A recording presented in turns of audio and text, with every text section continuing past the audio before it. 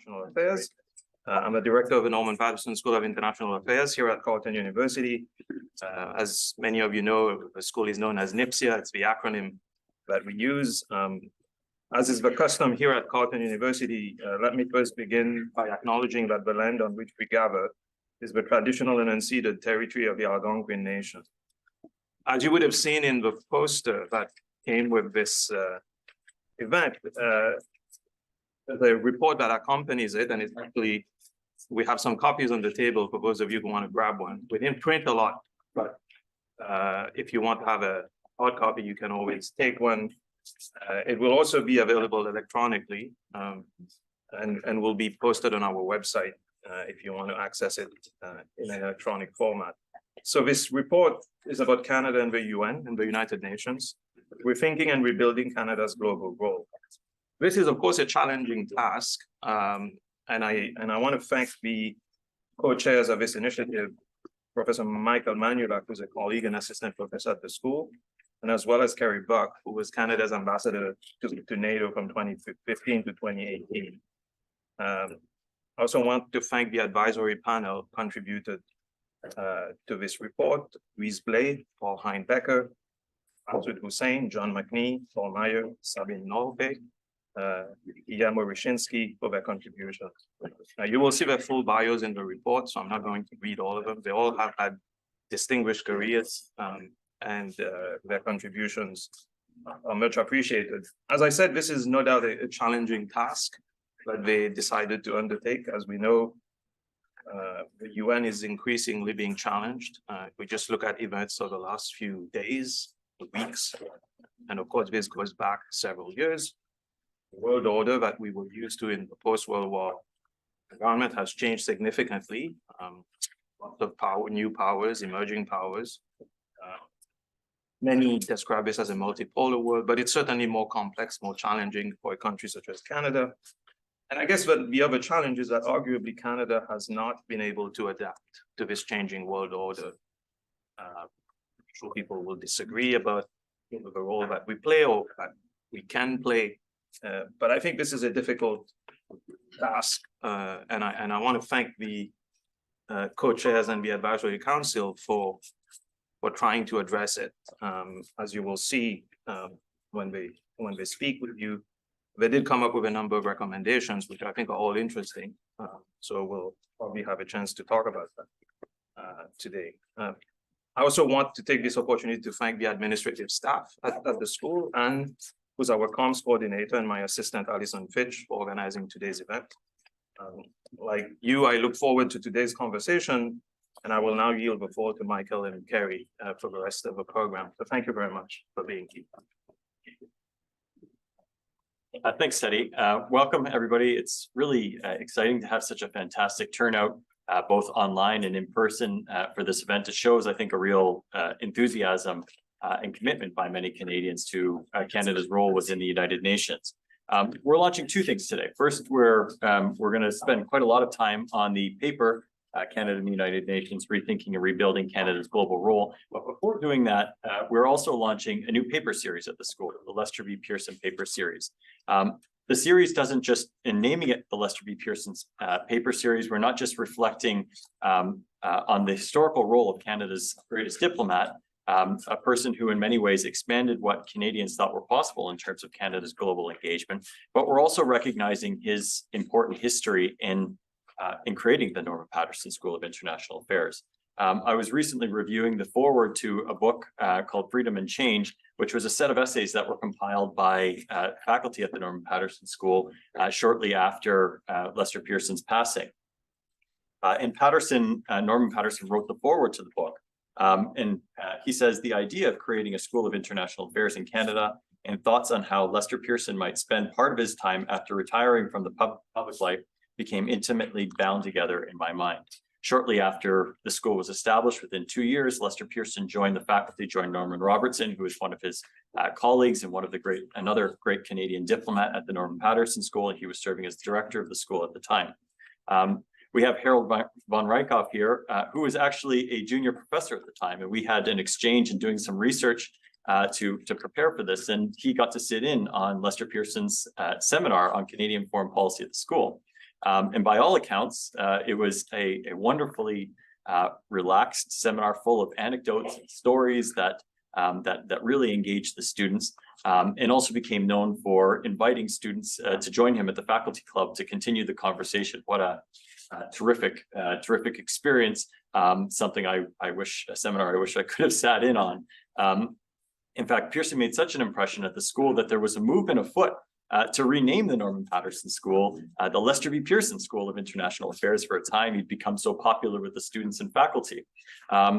It got so far as approaching Mr. Paterson with the idea of renaming the school. It turns out that Norman Paterson was rather fond of the existing name of this school. And with that, the movement died, though there was a Lester B. Pearson Chair of Peace Studies at the Norman Paterson School that was established. Another friend of Lester Pearson, Arnold Smith, who was also the first Secretary General of the Commonwealth of Nations, was appointed the first Lester B. Pearson Chair at the Paterson School. And the impact that the Pearson family and Lester Pearson had on the origins in the first year of the school were really significant. I'm delighted today to be joined by Michael Pearson, who's going to be representing the Pearson family. He's the grandson of Lester Pearson and the son of Jeffrey Pearson, another great Canadian diplomat. Michael Pearson, is a great diplomat and civil servant in his own right, recently heading up the international sections at the Public Health Agency of Canada, the Department of Fisheries and Oceans. He served as an advisor to 4 Canadian foreign ministers, starting with Andre Ouellette and Lloyd Axworthy, and Bill Graham and Pierre Pettigrew. This role, I think, got him involved in the last two Canadian foreign policy reviews, the origins of the Arctic Council, and what I was reminded recently rereading Lloyd Axworthy's memoirs on the Ottawa process involved in the landmines treaty negotiations. He's had a long commitment to the United Nations, whether it's through UN Habitat or working on a UN Rapid Reaction Force proposal, and so he's made a real impact. So I'm delighted that we're joined today by Michael Pearson, who's going to come up and say a couple of words.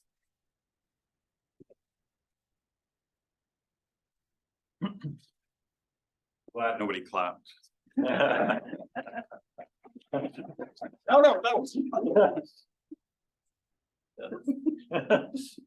Thank you, Michael. I really am delighted to be here and delighted that you guys are doing this Lester E. Pearson Paper Series. I think he would have been, I mean, you've said it already, Michael. He had a combined love of both academe and international affairs. Of course, he started as a academic at University of Toronto before he joined the Foreign Service. Although I think he would admit that his academic credentials were never that strong. I think this is biographer John English who wrote that in the 4 years that he was an academic, a history professor at UT, he didn't publish a single paper or document or anything. But he was very popular with the students at that time, only in his early 20s at that time. So it was something that combined thing, which is throughout his life. You mentioned Pearson College in British Columbia. His love of international affairs and his love of educating young minds, I think, were the two things that really drove his interest and why he was interested in this school, in the Paterson School, and why he was interested in talking to young people all the time. You mentioned his lectures that he would give, and you quite rightly said, Michael, storytelling, because I don't know where Norman Helmer is, but Norman, I think, was one of his assistants at the time, and LBP would get into storytelling. As if you've read his memoirs, it's like that as well.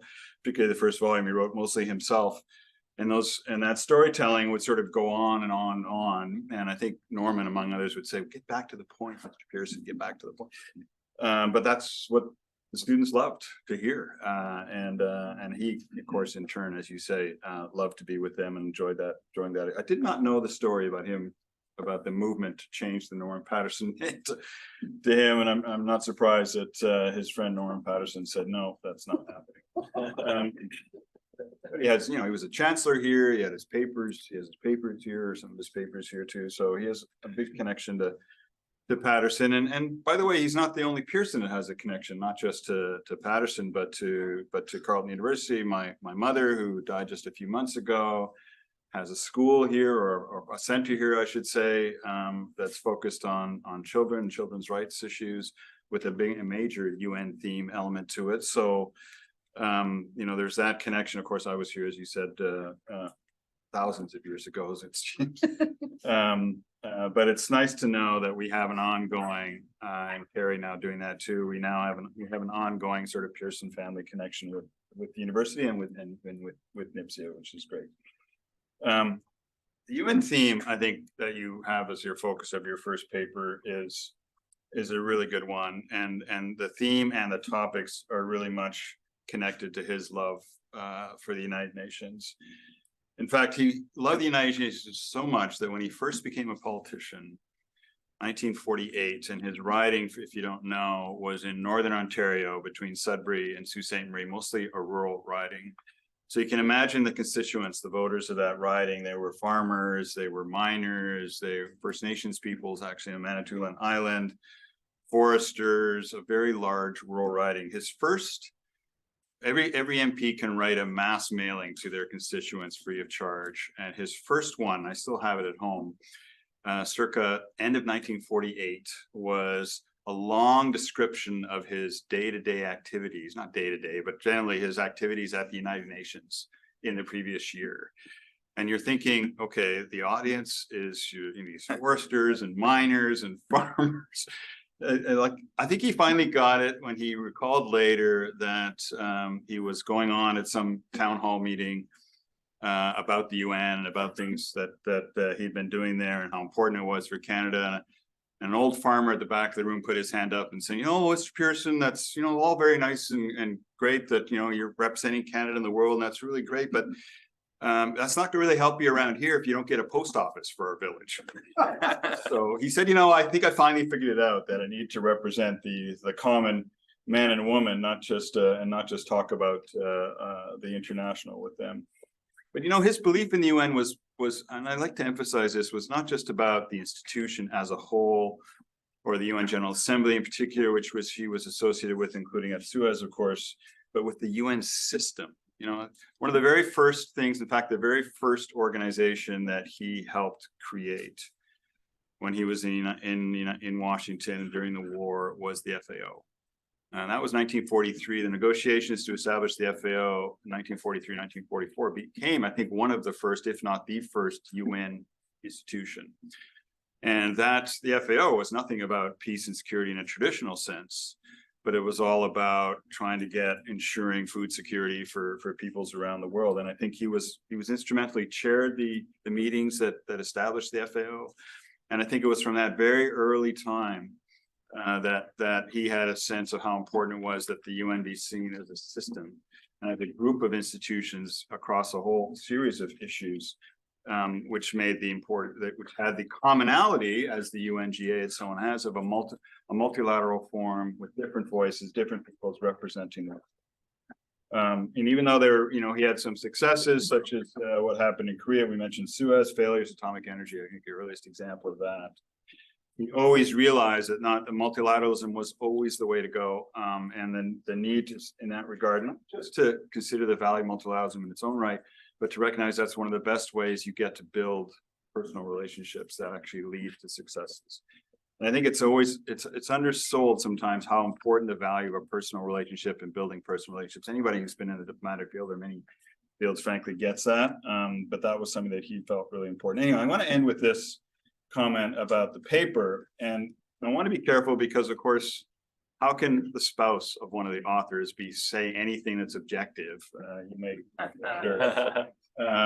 But keeping that in mind, I thought when I read the first 3 bullets of the executive summary on that pamphlet you have there, I think you could say that each of those things were true in 1950, not just today. And then the 3 recommendations that the authors made, including Her Excellency, a more functional, interest-based approach for Canada, more Canadian capacity, and greater Canadian presence would be all things that he would say absolutely necessary and correct. So it's been however many years, 70 plus years and so on, but it would be, it's nice to see both both an assessment and a set of recommendations, frankly, which would echo, I think, what he would really believe and would believe is necessary for Canada. And so hopefully we'll see it happen. So, thank you very much.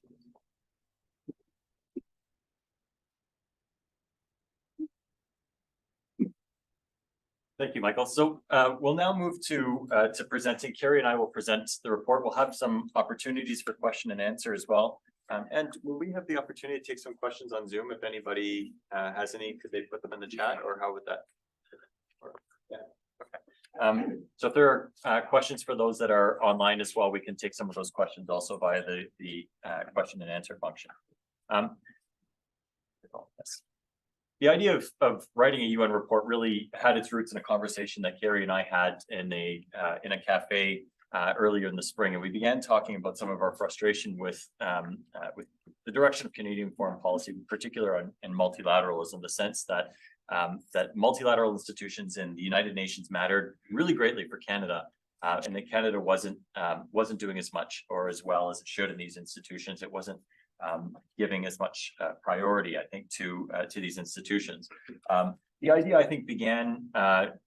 We started to hatch this idea of putting together a panel, and very early on, we dreamed up a sort of dream team people that could sit on this panel. People like Louise Blais and Paul Heimbecker and Masoud Hussein, John McNee, Paul Meyer, Sabina Nolke, who's here with us, as well as Guillermo Rashinsky. And to a person, every single person agreed to serve on the panel, which I think is a reflection of the commitment of all these people, even in retirement, to seeing Canada's role within the United Nations and really and thinking through how Canada can continue to be an influential player and indeed an increasingly influential player in UN contexts. I very early on the conversation began to see that that in the world, which is changing in many important respects, the global environment is changing in ways that are not necessarily conducive to multilateral solutions. And in that context, there was a real need for Canada to, the United Nations mattered more for Canada than ever. But a sense that we were perhaps punching below our historic weight within that institution. And we began to center in on a set of recommendations that really sought an interest-based approach and sought to reinforce Canada's role within the United Nations. And so that's really the origins of the report, and where the conversation ended up taking us. And so I'll turn the floor over to Carrie in just a second. She'll talk about the global security environment. We'll have a bit of a back and forth on a couple of elements, and then we'll walk through the recommendations before we open it to questions. But just before doing that, I'd like to, like Teddy, thank a few people, Teddy, for supporting this initiative, as well as Anne and Allison, who really have organized every element of this. They made the report look as good as it is, and they took care of every element. So we're enormously grateful for all of their support in doing this. So now I'll turn the floor to Carrie to talk about this. Well, thank you, and thank you for coming out, and thank you to those online who've called in. Briefly, as Teddy said in the introduction, the world's changed. When I was ambassador at NATO, we used to joke the world's always at an inflection point, but we really are at an inflection point. Over the past few decades, new power configurations have begun to reshape the norms, the rules, and the institutions governing world politics. And it's been a period of deep global transformation where those building blocks of the international system have moved in ways we couldn't have expected. This has huge implications for the United Nations and for Canada, the United Nations. So we see the international system as having shifted in three ways. First, power has become more dispersed. There are many more states, primarily from developing countries, who have demanded an influential seat at the United Nations and other international bodies. So in one way, the UN is now seen as more legitimate because it's got many more states that weren't there at the beginning when the institution was created. But at the same time, it's also more fragmented and increasingly multipolar. So those forces, centrifugal forces at the UN, mean that diplomacies become more complicated. We called it messy multilateralism. I was quite proud of myself. I thought we'd coined that. It turns out that Paul Heinbecker's political director colleague from 1992 used the word, so I'm sorry. All due,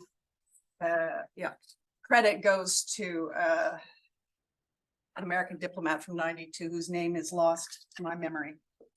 The second way the international system has changed, it's a more fluid environment, so multilateral solutions to complex problems take more time, defter diplomacy. It's messy multilateralism, but there's a new element in that states like China, Russia, and to a lesser extent, India, Turkey, Hungary, they're acting in ways that are more muscular and less conducive to multilateral solutions. Sometimes it's disruptive, freezing the UN Security Council, and other times it is about seeking to roll back certain norms, as China's been doing for a while at the UN. Third, a number of governments have turned inward and away from multilateral solutions over the past few years. So you saw the past few years, a number of states starting to reject multilateral treaties in climate change, International Criminal Court, disarmament, etc. But coupled with that is a reluctance on the part of the United States to continue to assume that leadership role that was crucial to the creation of the UN system as we know it, and that system that Canada grew up in as an independent state with its own foreign policy. That US tendency to turn away from international solutions, turn inward, was most stark under Donald Trump. But Donald Trump, in a way, was a symptom and not a cause. And there's been a thread of that kind of inward-looking foreign policy that has run throughout American diplomacy and American foreign policy for a long time. It's not gone away entirely. Well, for Canada, that's not a good place to be, right? The more rules and norms fray and the more the US turns away from multilateral solutions, the more isolated Canada can become. So that's the world within which we're trying to make the UN work better for Canada. Very early on in our discussions, I think it became clear that there was a sense that Canada had a real strong national interest in promoting and rejuvenating the United Nations. For at least three main reasons. First, and most superficially, many of the UN agencies, programs, funds play a role in the day-to-day lives of Canadians that are very important and often overlooked, whether it's the Universal Postal Union, the International Telecommunication Union, the International Civil Aviation Organization, headquartered in Montreal, the World Health Organizations. We often overlook the role of these institutions in the lives of Canadians, the day-to-day lives of Canadians, and we count on these institutions continuing to work well. For just everyday Canadian lives, but perhaps more fundamentally and secondly, Canada benefits in a predictable, stable world order. It thrives in a system of stable norms, rules, and institutions. I'm often struck by the public discourse, by my students, sometimes in my international organizations class, that have this idea that somehow the United Nations is idealistic. That we're on the side of the angels, and pointing out the importance of international cooperation, that the hard Canadian national interests are in NATO and the G7 and maybe the Five Eyes. This couldn't be further from the truth. The United Nations is the basic operating system. It's the root and the foundation of all international cooperation within the system, that system that Canada thrives in. While very, very important, NATO, the G7 are not that within the international system.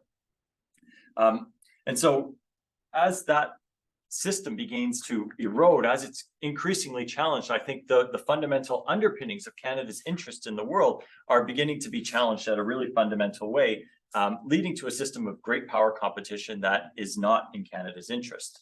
And you don't have to take it from me. I was recently reading the Gray Lecture of 1947, the foundational talk that Louis Saint Laurent gave that set out Canada's vision for the post-World War order. And he writes, we've seen also the chaos which is brought to world affairs when lawlessness is practiced in the field of international relations.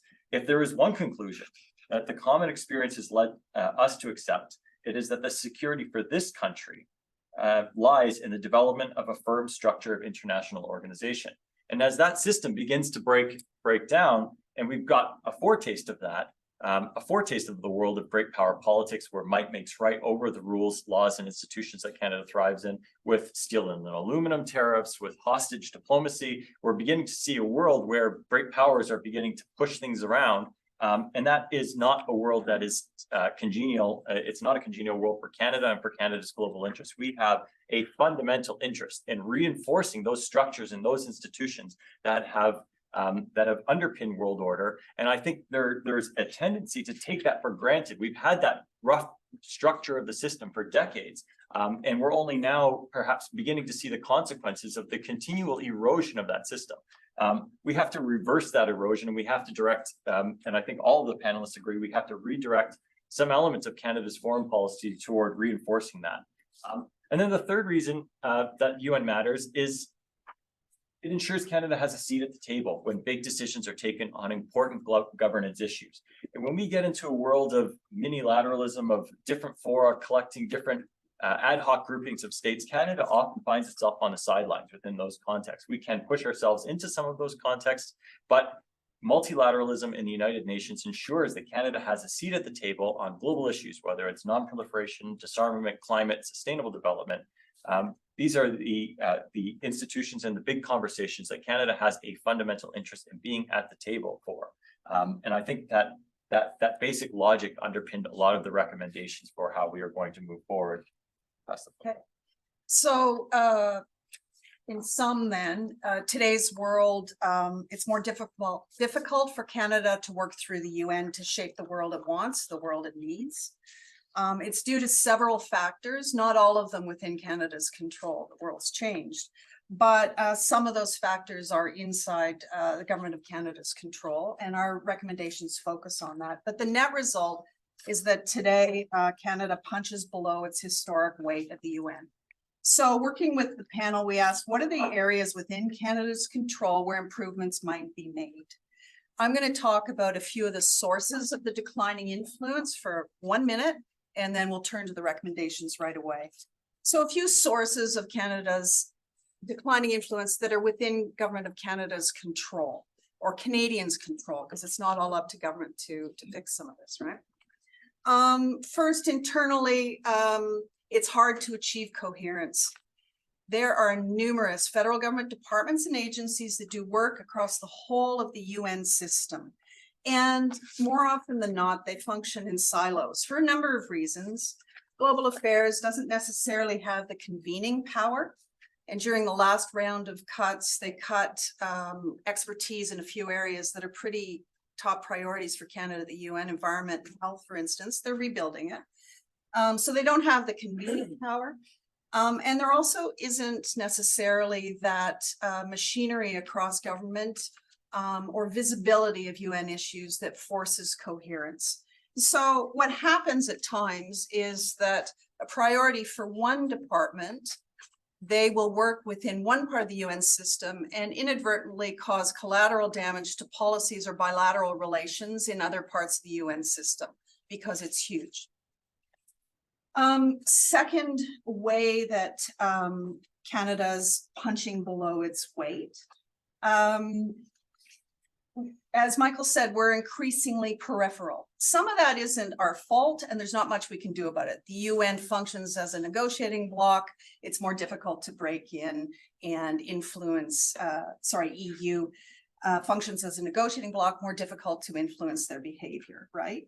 But we've also had successive governments frame diplomacy in a way that I think works against that kind of influence. So I'll give you an example. Successive Canadian governments have failed to adequately cultivate some of those states that are in between states or bridge building states. So for a long time, South Korea, for instance, we didn't invest as much in the relationship, or Mexico. There are a few other of those bridge building states that are natural allies for us that we haven't invested in. There've been some positive movement lately on those fronts as well. But it's important because when issues are important to Canada, we want to build issues-based coalitions. We have to build cross-regional support. And Diplomacy isn't just transactional. You can't just pop up and say, I need you now. You have to have invested in that relationship, the people ties, the policy ties, and other ties before you turn to them to help Canada, the UN system, on something it wants to, needs to work on. A reflection and a cause, in a way, is Canada's successive failure to get a seat at the UN Security Council. One other factor in Canada's control that has an impact on our standing is how we practice diplomacy. So I'll give you two examples. One on either democracy or feminist foreign policy. It's really important how you put those issues forward. If you put those issues forward and they're backed up by action, and they're backed up by programs and commitments, if you walk the talk, you'll go pretty far. But it's difficult when there's a perceived gap between the talk and the walk on issues like that. On feminist foreign policy, which is absolutely in Canada's interest, both economic and political, to put forward, and we have consistently over successive governments, how you frame it is important. At times you can be seen as sanctimonious if there's a gap between talk and walk. So how you do diplomacy matters. Second example, and again, this is successive governments, but we tend to frame in domestic foreign policy debate, frame our foreign policy saying, we don't talk to bad guys. It's anathema to reach out to enemies. Makes no sense in the world of diplomacy. That's the point of it, seeking to influence behavior. So you can be righteous and it feels good if you don't talk to people with whom, countries with whom you don't agree, but it actually doesn't help make the world work any better at all.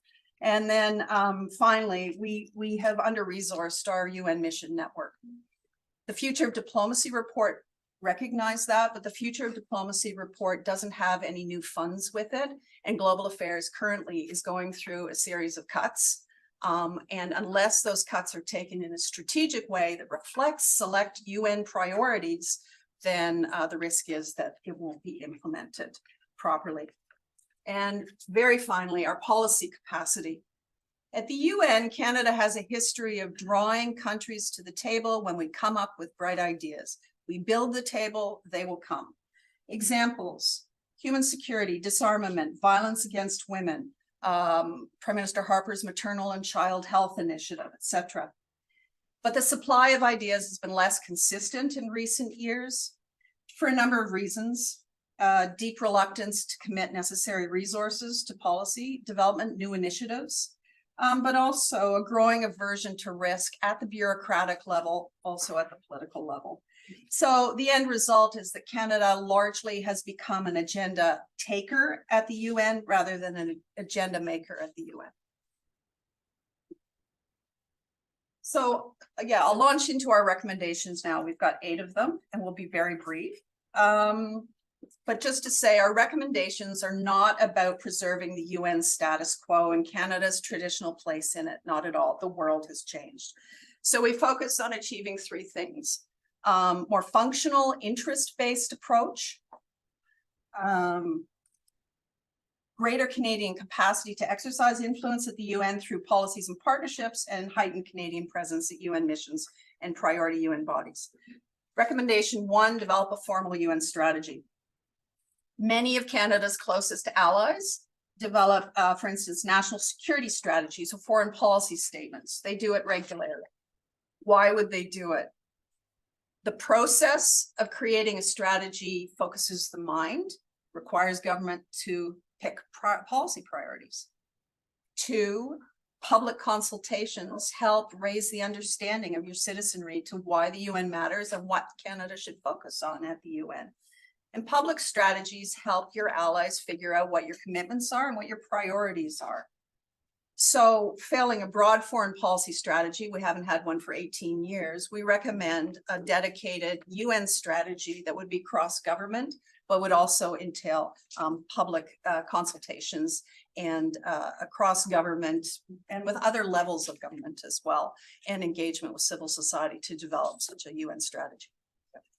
Our second recommendation, and really, I think spinning off of the UN report, is to establish a national whole of government set of priorities to the United Nations. In many cases, our efforts, our funds, our political expenditure, political capital are dispersed too widely So the report recommends that Canada establish a short list of UN priorities, focusing on perhaps 5 or 6 issues where Canada can really direct its funds, seek perhaps election or to intergovernmental bodies, relevant intergovernmental bodies, the expenditure of political capital, perhaps associated with ministerial visits and so on.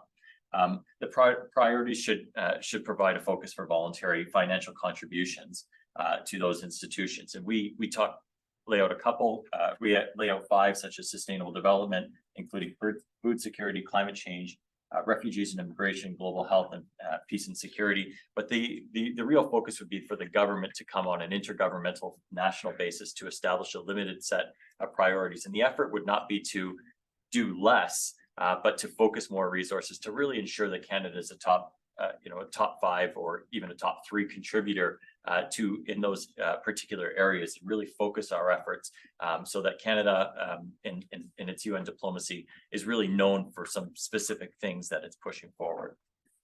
Recommendation 3, improve internal governance to bring more coherence. I spoke earlier of the lack of coherence and the impact, silos across government, and collateral damage across UN bodies as Canada goes out, and different parts of the Canadian system don't talk to each other enough. So we propose some internal machinery changes. We're not prescribing to the government how global affairs might organize itself. The work has to be done inside global affairs, and I know they're working on transformation right now. But the idea is that there's not an optimal structure inside global affairs, nor is there an optimal structure across government to achieve that coherence. The 4th recommendation, and perhaps one that'll get a bit more attention, is that Canada should put forward its name for the next uncontested seat on the UN Security Council within the Western European and Others group, WEOG. The 2 consecutive losses in 2010 and 2020 are perhaps a symbol to some people of Canada's increasing decline in UN affairs. We need to put our name forward to the next uncontested seat as soon as possible, make it clear then to campaign for that seat. Many people roll their eyes, and we did have a vigorous conversation on the panel about whether this might be a priority. And achieving a seat on the UN Security Council is not an end in itself, but there's a reason why seats on the UN Security Council remain hotly contested. It is the high table of international diplomacy in the UN context. And Canada absolutely has an interest in being on the UN Security Council. It increases our centrality within intergovernmental networks at the United Nations. It provides a platform for Canada to influence global events that are of interest to Canada. So Canada should announce its candidacy as soon as possible. And this should not be, we make the point, I think, and a very important point in the report, it should not be this objective for Canadian foreign policy, but it should come it should be a byproduct of an effective foreign policy at the United Nations. It should come at the end of a crescendo of sustained engagement on priority issue areas where Canada is really representing things and really standing out in the UN context, and that should be a byproduct of that rather than a political trophy that can be won. We also, I think, make the point, and this has become a bit of a political issue. It's very hard sometimes for political leaders to take the political risk and invest the political capital in order to win an election for a Security Council seat 10 or 15 years down the line, in which the opposition party is going to assume that seat. So there does need to be some basis for bilateral consensus, and this is part of what developing a UN strategy and consultations on a multi-partisan basis would achieve. But that domestic support for the objective of a UN Security Council seat should be fostered as well at the political level. Recommendation 5, build the multilateral capacity of our foreign service. I mentioned that our missions to the UN are under-resourced, they're understaffed, and if you look at the numbers relative to other G7 and like-minded states, we really are very, very thin on the ground. So I know there's a commitment to increase that, but it has to be done strategically. We field good people at the UN. We have traditionally, and we do good diplomacy, but you can only do so much with too few people.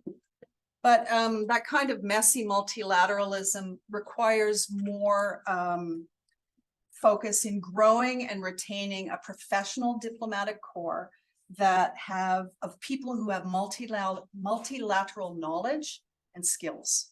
People who've created those deep networks of multilateral colleagues in other countries that matter to us, a broader range of countries that matter to us, and they can deploy those skills, those networks when they need for Canada. So how to achieve that? We make a few suggestions. A multilateral career stream within the Canadian Foreign Service to complement the streams and run across the streams that are there in trade, foreign policy, and international assistance, consular. It could be formed as a substream of the Foreign Service. We won't dictate or make a firm suggestion of what it should look like, but more on the multilateral front, including managing multilateral postings of officers so they develop that deep knowledge of the UN system. Could include structuring regular secondments out to other government departments doing UN work. That would help decrease some of the siloization. So you'd have regular stream between Environment Canada, for instance, and Global Affairs Canada, sharing, moving multilateral experts around. Or enhance networks with other close partners. Post someone to France, the France multilateral mission to the UN or their UN headquarters in Paris. Post a Canadian diplomat, embed them in EU, for instance. Choose the partner and create the networks, because you might have to call on them 10 years later when Canada really needs some help from someone inside one of our close allies. Recommendation 6 looks at Canada's focusing Canada's diplomatic presence in priority UN bodies. We've already talked about how Canada's UN missions are under regrowth relative to G7 and G20 countries. We welcome the Future of Diplomacy initiative's emphasis on reinforcing Canada's position within those priority UN bodies. We note Minister Jolie's speech in Toronto yesterday as well, where she reinforced that point. And the need to talk to engage in pragmatic diplomacy. I think would like to ensure that reinforce the point that is very important. We see and we hope that those increased UN positions will be funded and supported by the department, and we I think agree unequivocally with that. Yeah. I'd also like to underline that it's not just Geneva, New York, it's Nairobi. It's Vienna, it's all of these other multilateral missions that are hybrid missions with Canadian high commissions and embassies. We need to enhance our multilateral capacity within those institutions. We believe, as we've said, that it's fundamentally in Canada's interest to do so and to focus our diplomacy so that we're punching above our weight in the UN context. And so we would really like to emphasize that point, the need to reinforce those. And I'll make a particular pitch, because my research is on global environmental politics, to reinvest in the capacity of Global Affairs Canada to be an active player in global environmental politics. Researching Canada in the 1970s, global affairs, or external affairs as it was then called, was a real player on the international and developing international environmental law, a real sense of how the law of the sea negotiations and the Stockholm Conference of 1972 were fundamental to Canada's interest in using those multilateral institutions to ensure that Canadian interests were represented in UN context. GAC needs to get back in the global environmental game in a big way. And we, I think, underline that point in this report. Recommendation 7, engage more with the Canadian public on UN issues. So some of those policy initiatives that were Canadian ideas that really gained steam at the UN, they were developed hand in hand with Canadian civil society. So our initiative on violence against women, which really moved the international goalposts, created new norms. Those ideas and the diplomacy was worked up hand in hand with Canadian civil society. We need to reinstitute that instinct, more regular consultations, not just consultations, but more regular working relationships with Canadian civil society, academia, private sector, depending on the issue. Take a whole of Canada approach at the UN. And one way of doing that is to reinstitute, as I said, broader public consultations, but there are a few other ideas in the report. So the Future of Diplomacy project recommended an open policy hub. You could use that as the locus for outreach and focus on the UN priorities that have been identified.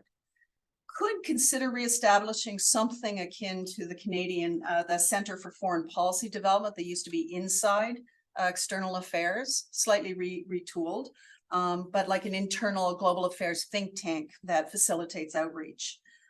Could have increased support for the UN Association of Canada financially through other means. So a few options, a few suggestions about how to achieve better visibility with Canadians, better opportunities for Canadians to feed into our UN policy and priorities. And the final. And recommendation 8 is that we appoint more Canadian nationals to UN secretariats. And really, this is two aspects. First, there's the senior level. Canadians have come into the UN bureaucracy at senior levels before, whether it's Louis Frechette or Maurice Strong, that have had a real impact on making UN institutions effective. And then they bring that knowledge back to Canadians. And so while they leave their passports at the door, there is, I think, some understanding, some common shared points of reference that can make these individuals dotted through the UN system very influential. The system right now includes some, could be more intentionally developed, include some career disincentives along the way. We need to figure that out and develop a more systematic and robust system to ensure the appointment of Canadians at a senior diplomatic level and ensure that their experience and that their time in the UN is also beneficial from a career perspective, because it absolutely adds to Canada's ability to exercise influence when they come back into the system, when they come back into the country. And then at lower levels, we continue to fund a small number of posts at the junior professional officers program. I think that we're expanding that slightly. We should continue and think about that in a strategic way. To ensure that Canadians are appointed, particularly perhaps in line with some of the priorities that Canada develops, to ensure that good Canadians have the opportunity to be appointed at lower levels and to work their way up through the United Nations system. So with that, we'd like to open the floor to questions, maybe a few from the floor, and then if any come in over Zoom and can perhaps relay them on to us, we can go from there. Yeah. I'm delighted that this conversation is taking place at this time in 2023, because I think that a moment when the world is in crisis like this actually creates an opportunity. The natural tendency, of course, is to resort to traditional behaviors. But if you can be creative, it is a moment for thinking in new ways about fundamental things. I think we have a shared feeling here. We talked about Canada's interest in the international order in the world. But what about the international interest in Canada? The world needs more Canada. Needs I don't need to expand on that, but the point you made about Canada now punching below its weight. In Pearson's day, we said it punches above its weight. Today, it's punching below its weight. But the Canadians internationally are not punching below their weight. They're because while the Canadian government is absent, Canadians are very much present. There are many Canadian experts and idealists who are promoting international development and who are building networks and relationships in the EU and the US and so on. There are Canadians who are leading the EU projects and the US projects. I believe most of the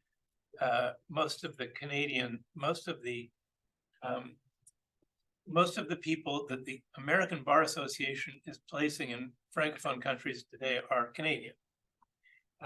Canadian lawyers. So what we need is to connect. And I would say that at the same time, there have been two big changes that are very much related to each other. One is the destructuring of multilateralism. It's no longer just the EU, but at the same time, something similar is happening in Canada, as it should, which is the decentralization of governance. That there are other sectors, other players that are engaged in governance, and that's something that Canada actually is good at. You talked about enhancing policy capacity. Canada has a particular expertise in inclusive policy development, which is something that societies in transition badly need because they have a problem with engagement. There's for societies in transition to grow into rules-based countries with human rights-based governance, they need to have citizens engaged, and that's something specific that we can help with. I very much agree with what you said about governance and the feminist foreign policy.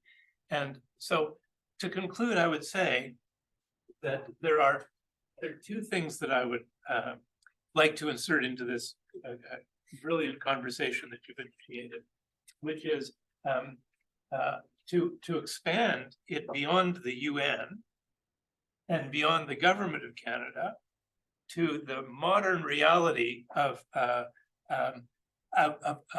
multilateralism, where there are many other agencies and ways that countries work together and engage, and reflect the same thing in Canada, with it being involving some of the dozens of Canadians who are promoting Canadian ideals and values with no connection to the government of Canada. And so that's kind of the big picture, but also the focus. And I think that what you say about identifying specific areas, that we need to do that. And I think the feminist foreign policy and good governance and rule of law and policy development. And finally, I want to mention that actually Canada was one of the first players for 1989 when you talked about, so international development today is no longer about crop improvement and vaccination. It's about good governance and rule of law. And before 1989, if you mentioned those things in international institutions, they say, oh, that's none of your business. That's sovereign stuff. We don't interfere. Today, that has changed completely. And Canada was one of the leaders. In the early 90s, the Canadian Centre for Management Development, which is now part of the Canadian School of the Public Service, was one of the first players that was going to Poland and Vietnam and Ukraine and training the civil servants there how to do inclusive policy and rules-based governance. Do you want to collect Sure. a couple, or do you want? Why don't we collect a couple? We kind of earmarked to finish at 10:30, but why don't we go for 10 or 15 minutes into that, and then we can, if anybody needs to leave, we can leave. So we'll go first in the second row over here. So, with increasing our presence in the UN and the international world order, one of the traits that Canada has is that we're not the US. And the US has, in a definite regard, been a divisive figure in the international world order, whether they've kept it alive or been breaking it over time. It really divides a lot of countries, and in the United Nations, one of the things that can make you really strong is to have a non-partisan neutral basis, which is Sweden, Finland, Uruguay. And so when we're going into the future with the UN, Canada has a lot of things to say about keeping the international liberal world order, but we're still rather connected to the US. You can see this with a lot of resolution votes, with a lot of advocacy. And so when we're going into the future, there's also, we're not really pulling our weight within the countries that we're aligned with, especially NATO. And so when we're going into the future of how we're going to increase our presence in the UN, in international world, should we be more supporting our allies, including the US, or should we maybe speak more for ourselves, or should we do a bit of both? Why don't we take one more, Sabina? Yeah, thanks. Of course, my name is in the report, so maybe I shouldn't say these things, but the the absolute key to any of this is money. I listened to the minister's speech yesterday at the economic club, and she said a lot of things actually that are in this report, but she certainly made no commitment to actually make it happen by allocation of resources. I've been, as a retired public servant, been through several exercises where the department asked for money and got a pat on the back and cuts. So if we want to stay relevant, we need to actually, as you casted it before, now there I think is a good role for civil society. Make it, right now, I think the political thinking is there is no money, there are no votes in international affairs. And I think that's wrong. Canadians think we are still somebody, and it's just understood and it's assumed. And therefore there is no money in it, because it's just this undercurrent of, so I think we really need to expand the dialogue with the Canadian public on our international role and make it a driver for a commitment by successive governments to actually commit the resources necessary. I served in Ireland for a year as chargé d'affaires, and that was during the year that the famous Security Council vote took place in 2020. Ireland declared its candidacy in 2005 for the 2020 seat. Yeah. Now, apart from making it a strategic objective, what that also meant, it was essentially a generational commitment, and it crossed successive governments, and we don't do that. I mean, we have lost, and I think it started under the Harper government, we've lost the capacity of successive governments to talk to the opposition. Oh, I'm not making a point. No, not making a political point. We just don't talk across the aisle about international affairs. International affairs are eternal. They're not partisan. So again, that is a conversation that can be driven by engagement with civil society, I think, to make it sure that they understand that this doesn't go away when the government changes. It's still there, and it still needs the same level of attention. So those are the points I'd like to make. Money, but it comes out of public engagement, because politicians only do what gets them voted. So what I'm going to suggest is I'll say one sentence about the three things that really piqued my interest and drive back to recommendations in the report, and then I'll hand to you to close. Does that work? Okay. The world needs more Canada, maybe. Minister Joly yesterday talked about pragmatic diplomacy. That's my experience of what the best Canadian diplomacy can be. It's not a new phrase. It was in one of Lloyd Axworthy's speeches, but that's fine. So there's a continuity there. She also focused on protecting our sovereignty, but to do that, it's not about Fortress Canada. It's about investing more in diplomacy and investing more in defense, including some of the softer defense things we need to do. Enough on that point. On Canadian policy, the idea that we are good at engaged, inclusive policy development. We're less good than we used to be. We need to rebuild that capacity. And we need to embed it in our diplomacy and our development assistance and our trade, to be frank, and trade policy. And there, I think we're falling short. So there's a commitment by the government to do more on democracy. If you look at the description on the Global Affairs website about how much democracy and good governance is being done with our development dollars, it's not impressive, honestly. There's much more that could be done on democracy as one example of your good governance. So I agree entirely. Connected multilateralism, like go beyond the UN, that was too much for us to do right now. But the point is there that you have to connect the Canadian priority policies that you put forward at the UN with your bilateral diplomacy. The bilateral and multilateral diplomacy have to be unrolled together, rolled out together.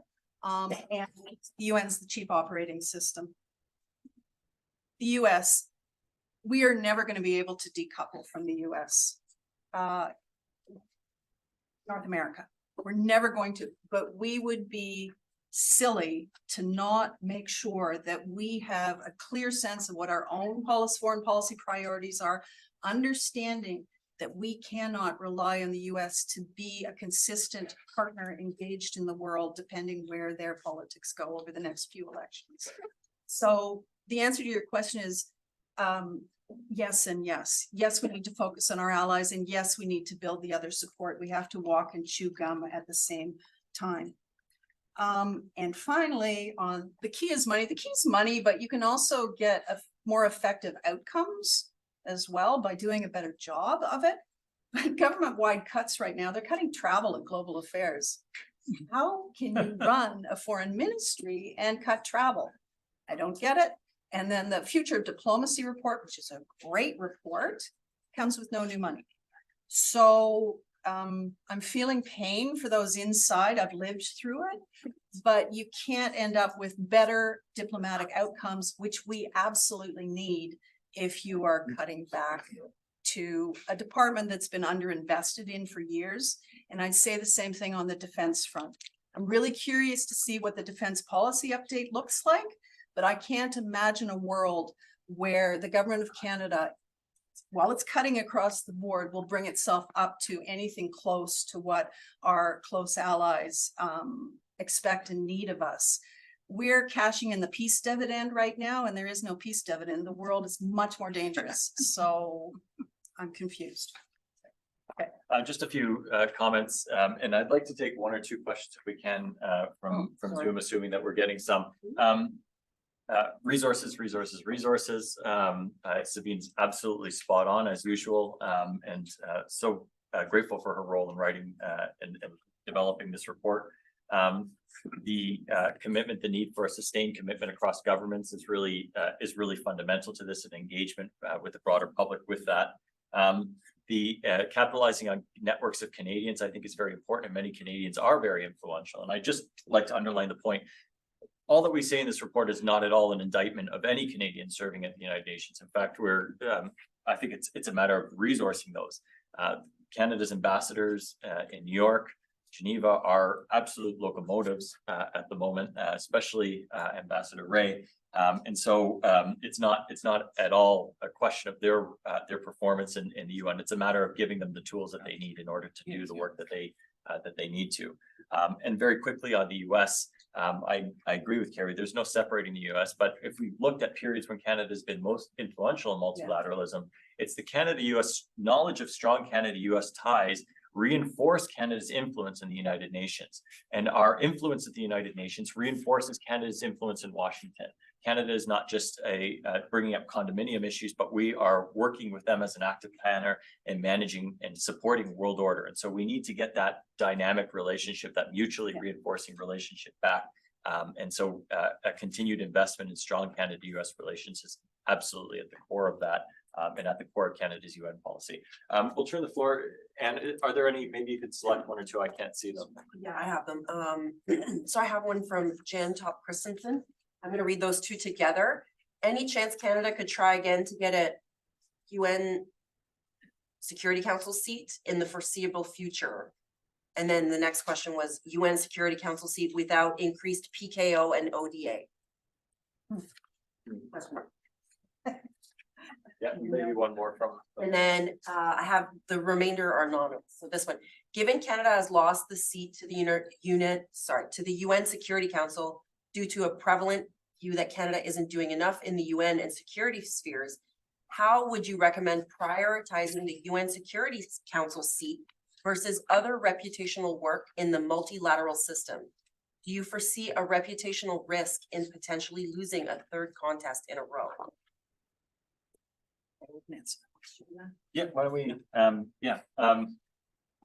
commitment to peacekeeping, I think we have the statistic Canada's 60 something in actual troop contributions, consistent engagement on development assistance, and just pointing out some of the challenges I think that the government's going to face financially in terms of supporting the types of humanitarian activities. I think that there's increasing pressure to pull in the opposite direction toward providing less funding. But I think reinforcing that will be very important to ensure that the Canadian diplomats in New York, Geneva, and elsewhere have what they need in order to succeed. And as I said on the UN Security Council seat, there are potential reputational costs, but I think that just reinforces the need to get the campaign right, to announce early, to announce far in advance for an uncontested seat, to make sure that what Canada stands for is very clear, what Canada is going to, how Canadian candidate or Canadian seat on the UN Security Council will serve the interest of not just Canada, but of other countries and advance very concrete UN agendas. And when Canada was last elected in the late 1990s, they had a very clear human security agenda that was that became synonymous with Canadian diplomacy in the UN context, and making sure that that is communicated, not just in New York, but further afield as well. Okay. Yeah. So I'd like to wrap up in the next 5 minutes. Maybe we could take one or two real quick, one or two quick questions. We'll go with Ben in the back, and then one over there. If you could say your name before your question, that'd be good. Ben Hampson. Hope you can hear me. Yeah. Well, first of all, congratulations. This is a terrific piece of work. I like the fact that it's open-ended in the sense that it's inviting a conversation with Canadians and policymakers.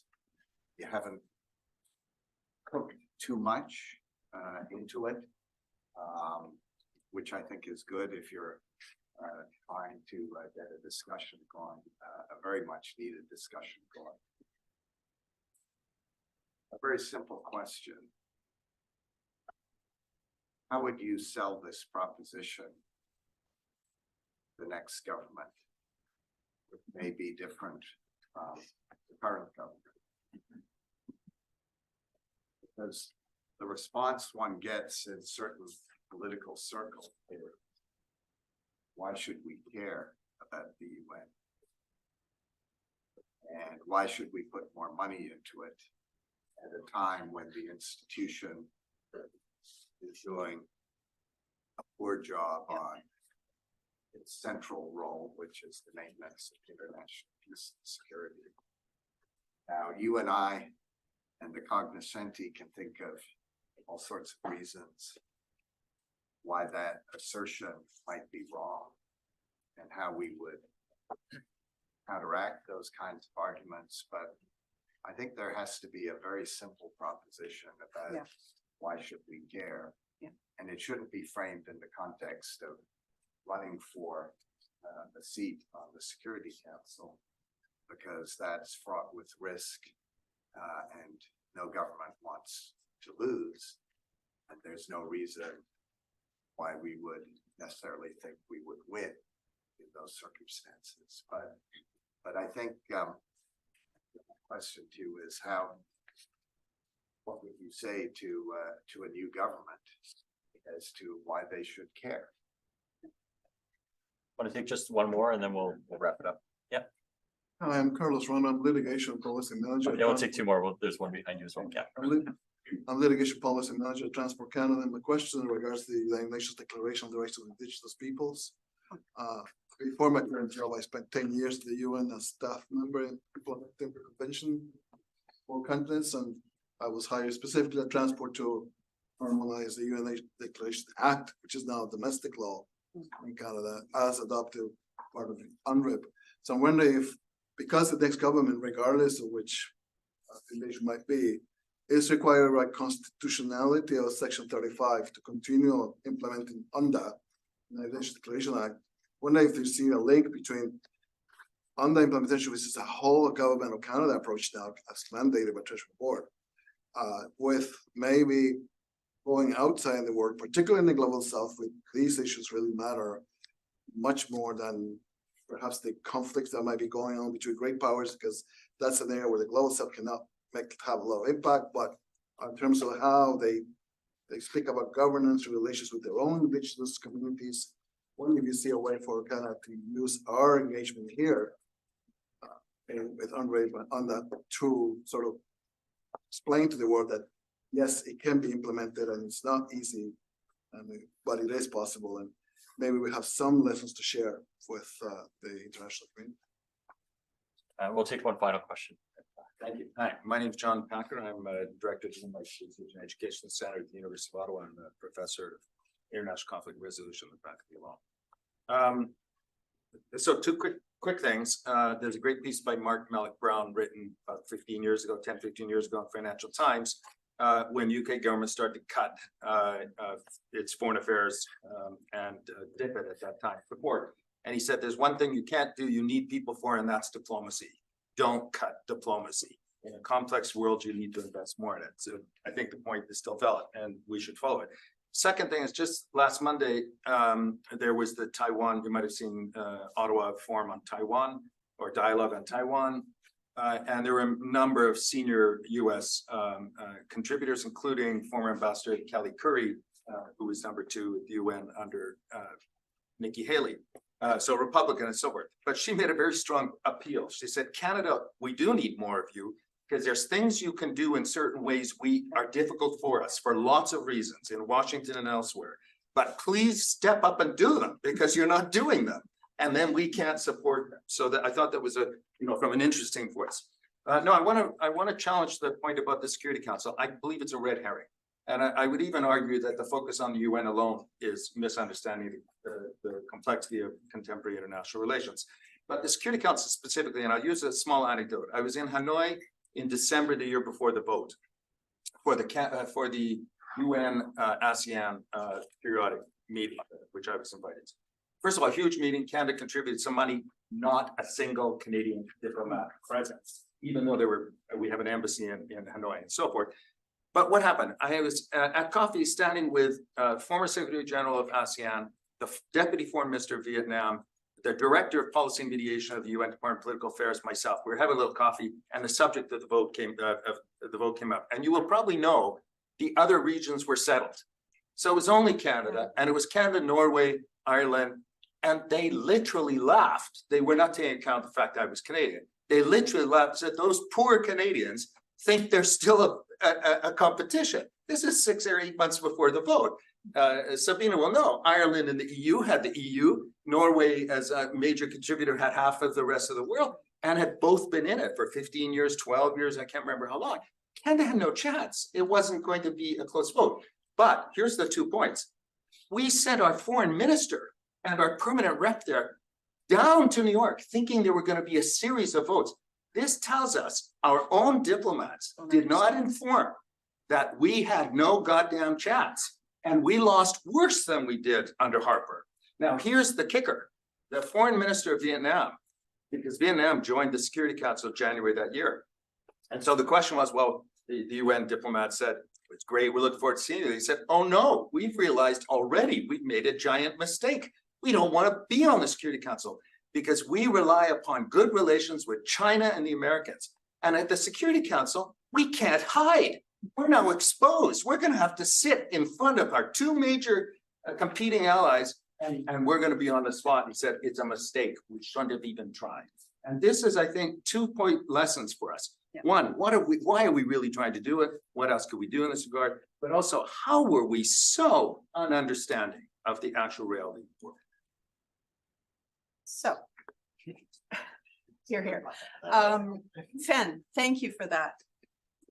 The briefing would go something like this. Isn't it great that we can use GPS around the world to get places?